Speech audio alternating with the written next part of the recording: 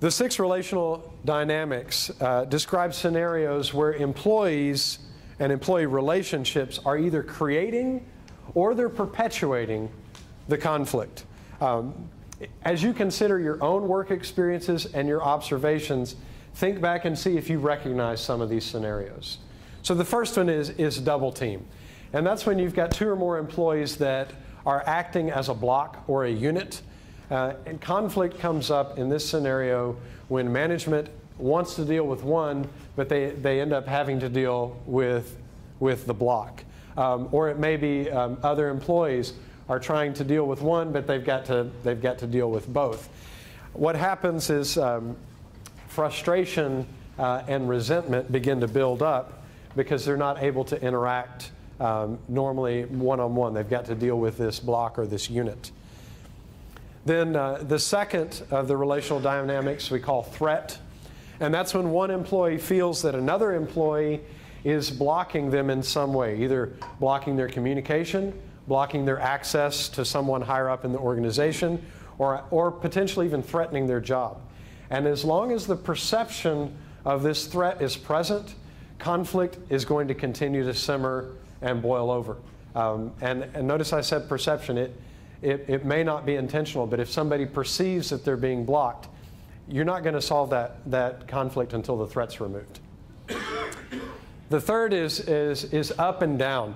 And this is a scenario where an employee is giving a very positive appearance upward to management, but is treating peers badly.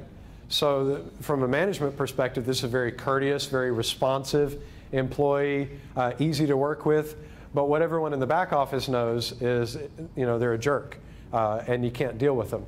But this is a difficult kind of dynamic to resolve because management's observations are running counter to the reports that they're hearing. So it's hard to know, what's really going on there. The fourth factor is ambassador. And this is where you have an employee who's probably not in management and may not have anyone reporting to them, but they report directly to the leader. And the other employees are going to assume that the boss is always kind of sitting on their shoulder. And anything they say to that person is going to get reported back. Or they feel like when that person speaks that, is that you talking or is that the boss talking? And I don't really report to you, but I'm not sure how to relate to you because there's that dynamic that's in play. The fifth one is trackback, and this one I know all of you are going to recognize from somewhere in your own experience.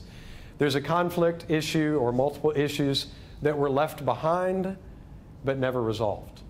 And so those will continue to come up anytime there's an irritation or anytime there's a run-in. That's gonna blow up again, and it continues to block present-day trust because of old issues. Number 6, the last of the relational dynamics, is family matters. This happens in an organization where employees are related. Many of us work with family businesses, which by definition, you're going to have family members in it. But when you have a family member reporting to a family member, you set up a dynamic that's difficult for other employees to navigate. Because the old saying that blood is thicker than water, and that family system, you're not sure, can I deal with this person the same way I would another employee, or are they in a special category? And how do I navigate that? So those are the 6 relational dynamics. I know we're moving quickly over these. What I'm wanting to do is introduce into your awareness different factors that may not be immediately obvious when a problem comes up. But when you look underneath, you'll see a number of these dynamics are probably in place. Then next, let's pay attention to the road signs on the map. So these are at the intersections. We've got a number of different road signs. These are the 5 structural inhibitors. Now, structural inhibitors are not primarily about people. They're about systems or processes that are either bent or broken. And because these things are out of whack, it's going to perpetuate conflict or prevent you from being able to escape it. So we'll briefly go through these. The first we can call end run, and this is where a leader goes around a manager to deal directly with employees. Typically, it's in hearing and responding to complaints or problems. It can also happen the other way around, where an employee is going around their manager to someone further up. Now, I think we intuitively know that this kind of scenario creates a lot of problems because you cut the manager off at the knees. They're not able to function. And a lot of times I hear from CEOs that they'll say, well, you know, I'm not confident that the manager could handle that problem very well. So my question is, why are they managing? If you can't trust them to do that job, then why are they in that role? And if you can trust them, I guarantee you every time you go around them, you undermine their authority. And unfortunately, you're probably going to make the conflict worse. Because people are going to interact with the boss differently than they would with that person, and all kinds of things get obscured. But this is a structural issue of going around or going outside the proper organizational structure. The second structural issue we call square peg. And this is when an employee is maintained in a role for a non-performance reason. So they're not there because they're necessarily the best qualified or they have the most experience. There's another reason why they're in that role. They may not be ideally suited for it. And this situation is going to create and perpetuate conflict in the organization because expectations are not met, because other employees will perceive a double standard. And there's all kinds of dynamics that get set up here. And where the boss may have in his or her mind that, well, there's a reason why I have that person there, it's not transparent to others. And so you've got a square peg and a round hole. You've got a misfit or a misalignment in that role. The third is hub and spoke. Ironically, this structure is often set up because of conflict, where the leader says, well, we've got so much conflict going on, I want everybody to just report directly to me. And so the leader is the hub, and every direct report is a spoke.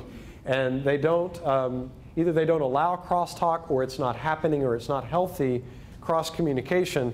So everything has to pass through the leader, which puts the leader in the middle of every conflict, because people can't resolve things at their own level.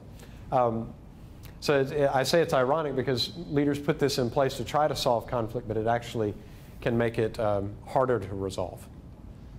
The fourth structural issue is job fog. Now, job fog is when a leader or a manager's expectations are unwritten or they're unclear. Now, it might be clear in the leader's mind, but it's not written down, it's not defined, and so people aren't quite sure what the expectations are or what they should be doing.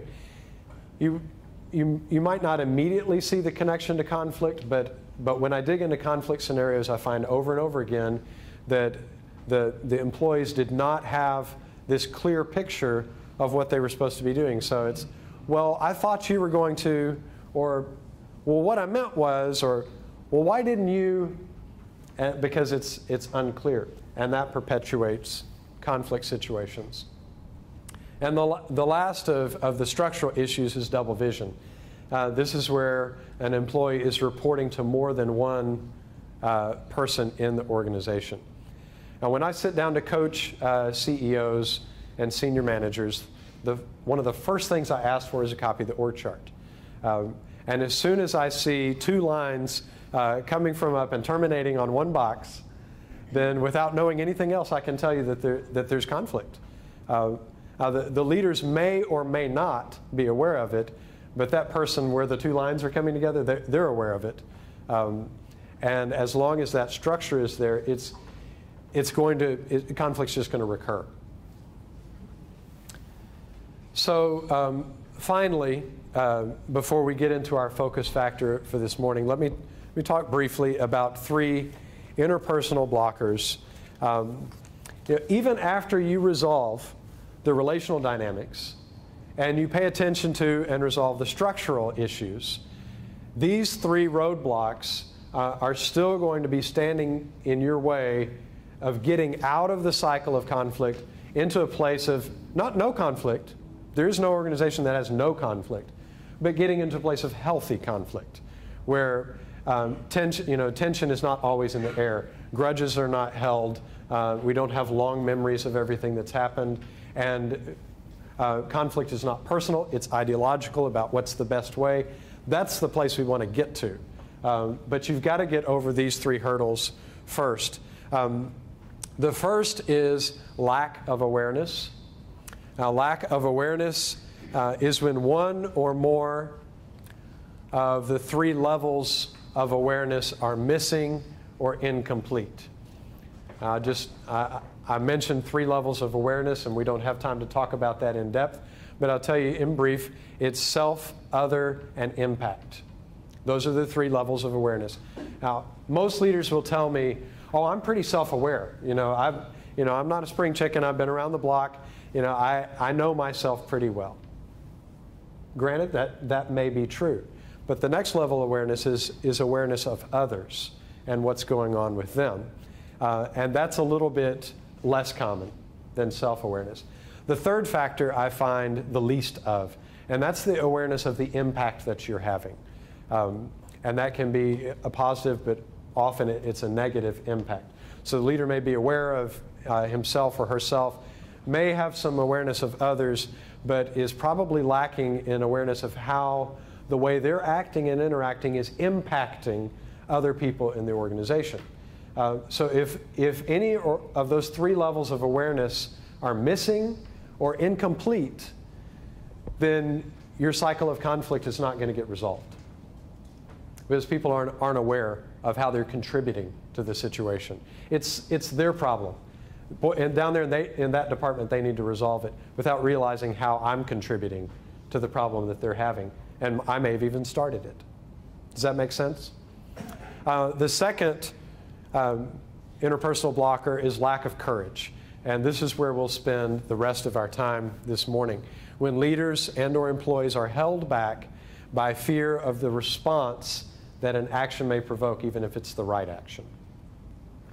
And the last is a lack of a model.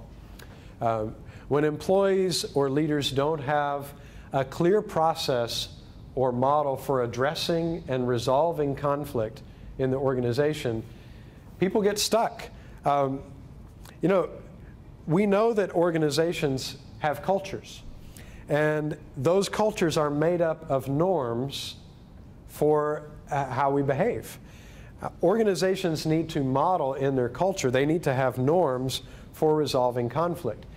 Otherwise, employees will perceive that the risk of wading into the conflict is greater than the potential reward, so I'm not going there. Because there's not a roadmap, there's not a process. So I don't want to get into this, I better leave it alone, and we stay stuck.